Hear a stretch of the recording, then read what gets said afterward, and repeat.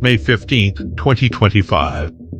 XCMG 100 unit ZNK95 unmanned electric mining trucks were successfully delivered to Huaneng, Yimin open pit mine, and put into operation.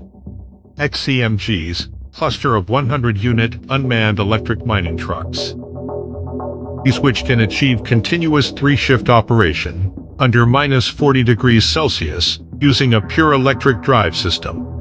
The efficiency of fully automatic battery swapping within 6 minutes reaches 1.2 times that of manned driving, with overall technology leading in the industry.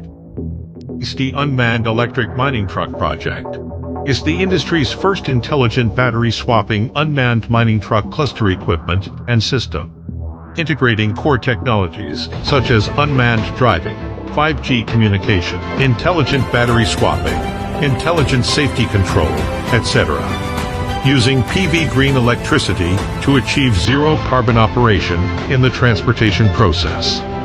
These 100-unit trucks can replace more than 15,000 tons of diesel annually, reducing carbon dioxide emissions by 48,000 tons.